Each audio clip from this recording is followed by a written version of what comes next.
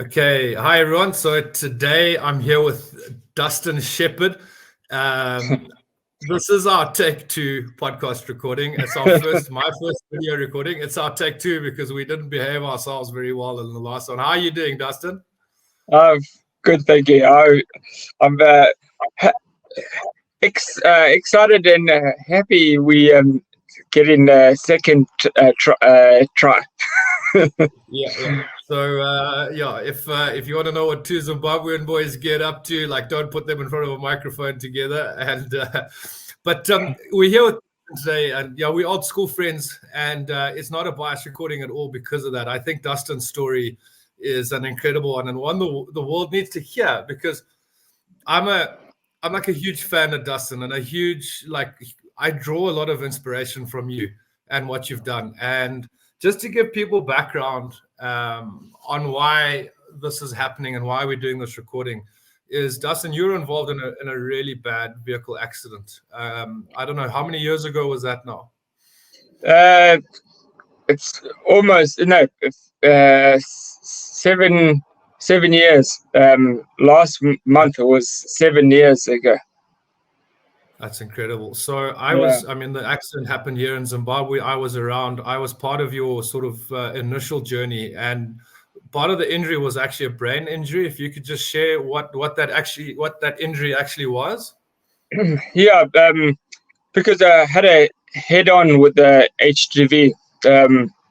So because of the smaller, I was the smaller person. My brain was did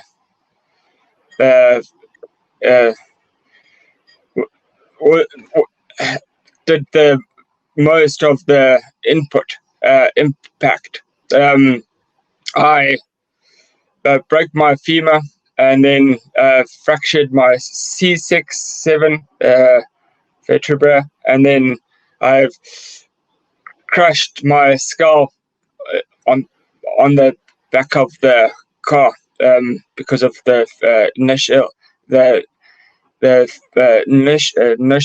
force of my head was the weakest.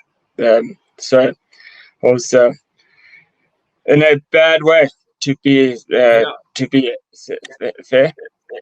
Yeah, and that's an understatement, because I remember getting the call. We all call Dustin Shepherd Sheep, and I got the call like Sheep's been involved in an accident. And I think I got there the next day, and I met your dad outside the hospital, and it wasn't, no one thought you were going to recover, and it was a really long journey. And we're telling you guys about the injury straight off the bat because we obviously would like people to understand that there may be some speech difficulties coming through from Dustin, although I've seen huge progress even from your last visit in Zim. I'm noticing progress. So if we could just bear with the speech, because that was the part of the brain that was damaged. If you can just share that part of the brain that got impacted.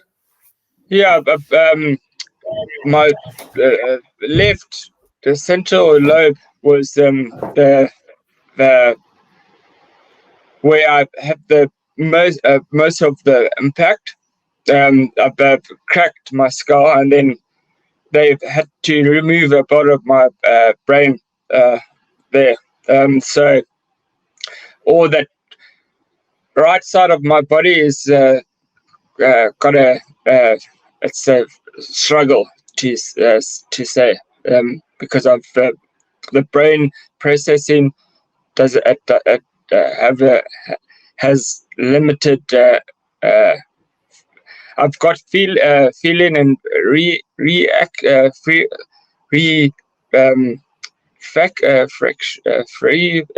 then all the right side of the sort of went to sleep in some terms, and then because of the lot of rehab and gym, I've got feeling and then muscle mass back. That's good. Yeah. And I think the part of the brain that was damaged, also you had to relearn how to talk, relearn how to read, relearn how to write. Like you had a really long journey. And I remember visiting you in hospital a lot of times. I'd sit there and I'd read one of the books that I wrote to you, and like I I remember actually getting emotional the one time coming back to work and saying to a work colleague that my friend's gone. Like we didn't know what you could see, what you could understand, if you could understand us. And to see you talking today, and that's why I really wanted to bring it up, because I think you encompass everything that's resilient. And we're going to talk about your journey, but I have to really stress the point where, someone who's got up, who's had such a really bad injury, which affected the brain, you've relearned how to talk, how to write, how to read. You could never spell in the first place. I think your spelling's improved. Now I have to concentrate what I'm wanting to do. Yeah, because I'm a practical man. I was a technician from age of 8. I was hands-on, and then I was not happy with my progress of my accident, so I chose to do my own rehab, not the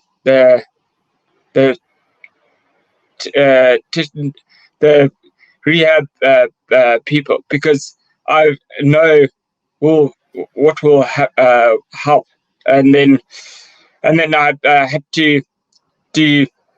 I couldn't talk at all. So I could hear, so I would listen, and I would get the ABC, the alphabet on a paper, and then I would have to learn every word again, and then because of that, I've got some difficulties still, but I've minus spelling. I've have small big words of struggle to pronounce because of it's more processing issue, and then it's a ongoing case of relearning my brain what I have to do. Yeah, and it's an incredible journey. Like, and the brain is an amazing thing, right? Like your story. So I've pulled a lot of strength from your story. Like you encompass everything that unstoppable is. You are unstoppable. We knew it from school. We'd always say that. Like, we got into a school fight, whatever, we'd say, like, if you want to beat sheep in a fight, you got to knock the guy out because he's not going to stop coming. So and you coming through something like this, people give up with a lot less, right? People stop moving. People use any sort of crutch or disability as a sorry for me story. And you're certainly the complete opposite of that. Because you're living in the UK now, you're independent, you're working, you're earning your own money. Like, you've never wanted someone to sort of help. You want to do it yourself. You want to keep going. And, everything we're doing on resilience, people are, around the world are finding different struggles in life, whether it's a recession, whether it's farming in isolation, it doesn't matter. People are having battles. Yours was a physical battle, but also impacted your personal life. It impacted your earning ability. But you're getting up and you're moving and you're getting stronger. Where does that sort of drive come from? Yeah, stuff happens, and you. What can you do about it? Hurting is easy. Living is hard. So you. I want to live the best person I can be. So I train 6-7 days a week because I want to be the best person of the version of myself, because I know what I was like before my accident. So I've got memories of my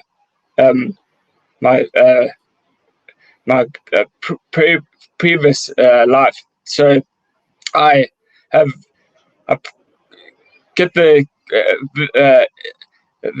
resilience for to give me hope of getting my body back to normal. Yeah, and I said, and I'm going to keep saying it, because your story is impacting people around you, whether you realize it or not. I mean, me for one, I mean, I've made some life choices because I know your story. I've dug deep because I know your story, and it's something that I hope we can find a space for. Where I think the world deserves to hear your story. I think very likely there's a family looking at a loved one lying in a hospital bed somewhere, thinking they've lost that person, because exactly what we saw with you. You said to me it was really difficult because you were trapped, because you could hear, you could see, you could understand everything going around you, but you're unable in any formal way to communicate that. And I think that gives a lot of hope as well for people who are either going through a brain injury or even taking that to their own lives. So you're doing good, bud. Yeah, you have to you have to be proud of what small goals that you can do. Because of my femur, and then the brain don't talk to each other. So the femur didn't help heal too well. So now I've got a shorter leg, and I was in a wheelchair for a year, and then I couldn't. I'm a leader, to say. I couldn't handle people having to push me through my wheelchair, because I couldn't use my right hand, so I needed help for everything. So my proudest moment was getting actually walking again, and then there's the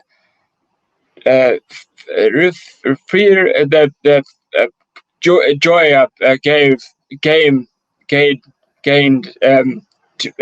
to actually be able to walk.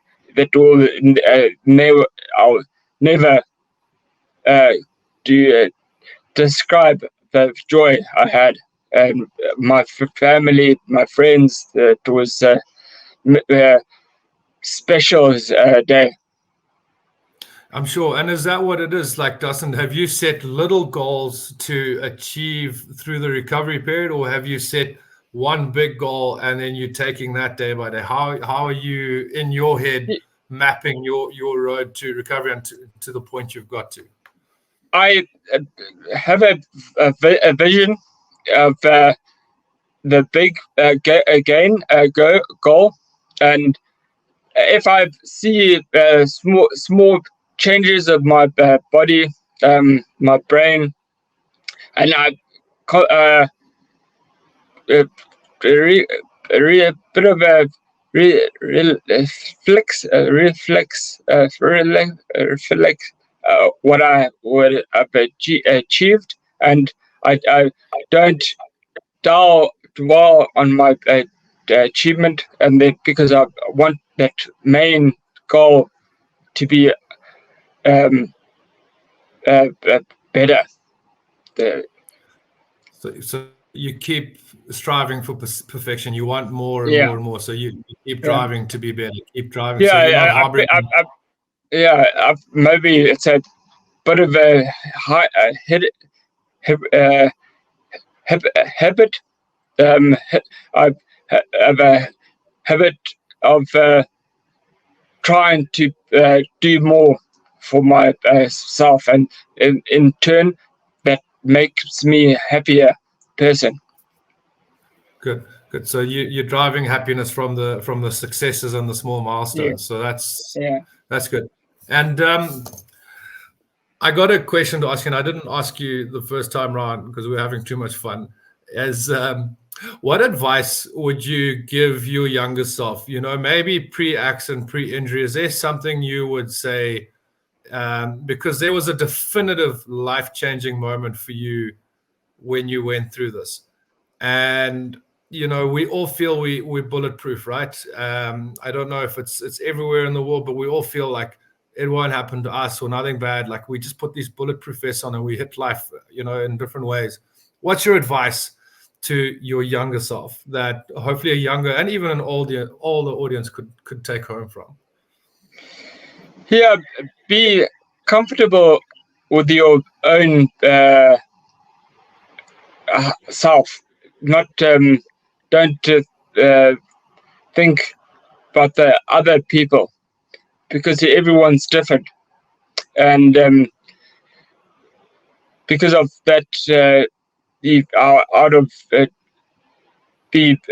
be more confident with myself.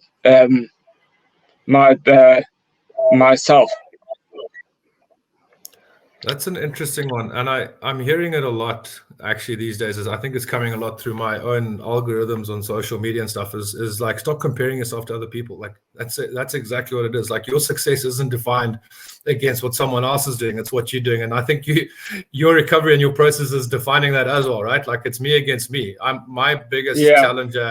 My biggest competition is me, to be a better version today of what I was yesterday. Yeah.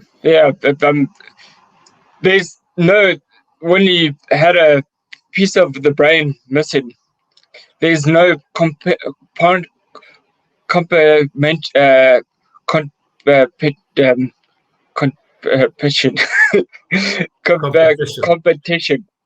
And I realized that in the very beginning, because I've not I